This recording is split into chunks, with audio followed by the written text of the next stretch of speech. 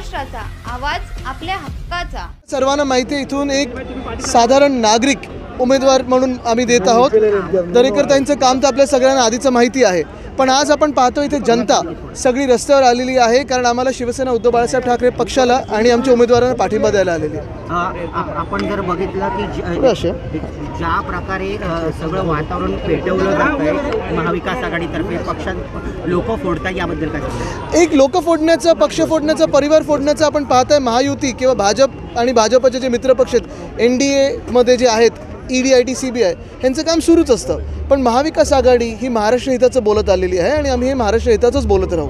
Sir, तुमच्यावर आधी श्रीकांत शिंदे हे सातत्याने टीका करताय। मला वाटतं त्यांच्याकडे जास्ती लक्ष नका देऊ, त्यांची लायकी तेवढीच आहे, त्यांना जास्ती आम्ही किंमत देत नाही। अनेकदा आम्ही घटनाबाह्य मुख्यमंत्र्यांना चॅलेंज केलं होतं की माझ्यासमोर एकट्याने येऊन किंवा पूर्ण खातं घेऊन बसावं, आणि महाराष्ट्रातून उद्योग गुजरातला का पाठवलेत, महाराष्ट्राचा विकास 2 वर्ष का अडलेला आहे, कृषी क्षेत्रात आपण का मागे पडत चाललो आहे, त्याच्यावर एकट्याने किंवा पूर्ण खात्याने येऊन डिबेट करावं, पण त्यांच्यात ती हिंमत नाही आहे। मग इकडून तिकडून थोडे चिंदीचोर पाठवत असतात बोलायला आमच्यावर। आपण जर बघितलं तर नमाज 5 वेळा नमाज पडा असं औरंगाबादमध्ये सांगितलं जाते उद्धव। मला वाटतं हे महत्त्वाचं आहे। आपण पाहत असाल आता धार्मिक याच्यावर भाजप बोलायला लागलेली आहे। पहिला इंडिकेटर हाच असतो, जेव्हा जेव्हा भाजप मागे पडायला लागतं तेव्हा हिंदू मुस्लिम किंवा असे सगळे विषय आपण पाहतो ते आणण्याचा प्रयत्न करतात, आपल्यात तेढ निर्माण करायचा प्रयत्न करतात।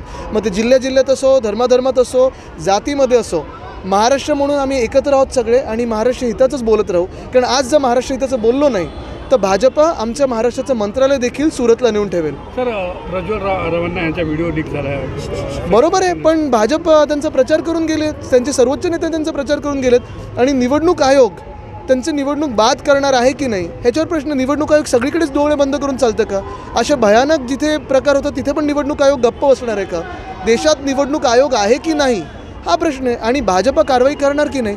आज नॅशनल कमिशन ऑफ वुमेनच्या चेअरमन कुठे आहेत? आज आपण पाहिलं असेल वुमन चाइल्ड डेव्हलपमेंटचे मंत्री आहेत त्या कुठे आहेत? भाजपमधून जे इतर ठिकाणी बोलत असतात सगळे, आज ते यांच्यावर का नाही बोलत आहेत? ते काय त्यांचं नाव आहे ते? मोदीजी शरद पवारांवरती काल टीका केलेली आहे। थोडं माईक करते।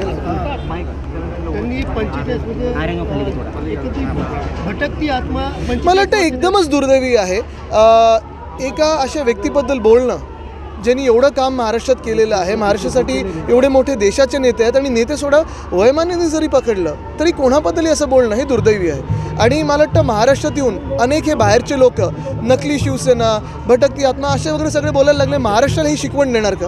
हे बाहेरचे लोक कोण आहेत आम्हाला येऊन सांगणार आहे? आणि म्हणून महाराष्ट्रातून भाजपला स्थान मिळणार नाही, त्यांच्या मिंदी गटाला मिळणार नाही, त्यांच्या मित्रपक्षाला मिळणार नाही। थँक्यू। तुमच्या परिसरातील काही घडामोडी किंवा समस्या असतील तर आमच्या वृत्तवाहिनीला संपर्क करा, आणि तसेच सतत अपडेट राहण्यासाठी आमच्या वृत्तवाहिनीला सबस्क्राईब करा आणि बेल आयकॉन दाबायला विसरू नका।